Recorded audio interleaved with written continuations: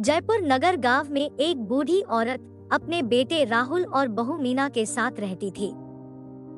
वो लोग उस गांव के बहुत ही अमीर लोग थे। एक दिन राहुल की पत्नी आकर राहुल से बोलती है कि सुनो जी, मैं और तुम्हारे माँ को झेल नहीं सकती। अब बहुत हुआ, अभी आप उन्हें किसी अनाथालय में देकर आइए। देखो मीना, ये सब इतना आसान नहीं है, क्योंकि अभी तक हमारे जायदाद का मालिक मेरी माँ ही है, और जब तक वो जायदाद मुझे नहीं मिल जाता तब तक मैं ये सब कुछ भी नहीं कर सकता।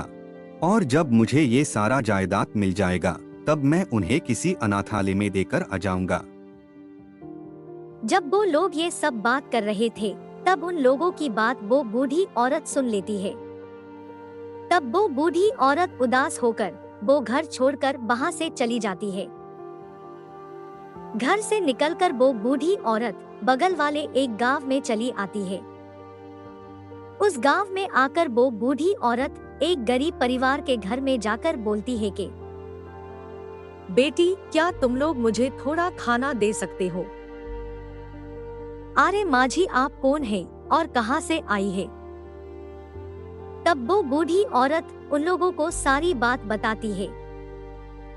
बूढ़ी औरत की मुँह से ये सब सुनकर वो लोग बहुत ही दुखी हो जाते हैं। तभी उस किसान की पत्नी बोलती है कि कोई बात नहीं माँ जी, आप बैठिए, मैं खाना देती हूँ।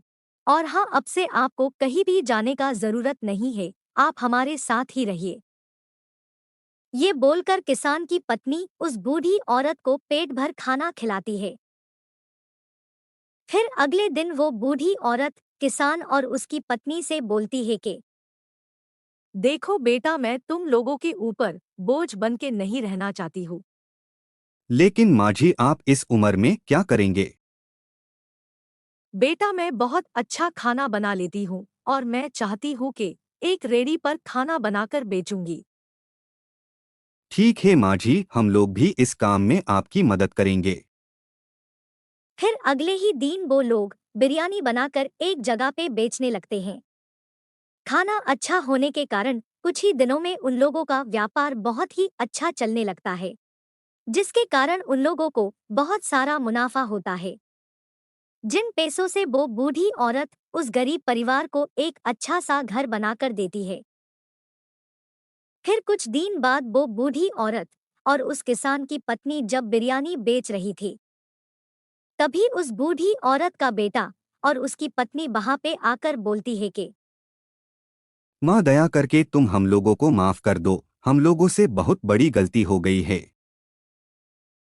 हाँ माँ जी, आप हम लोगों को माफ कर दीजिए। आप जब से घर छोड़कर आई है तब से हमारे सभी व्यापार में नुकसान होने लगा है, जिसके कारण हम लोगों को अपना घर गिरवी रखना पड़ा है।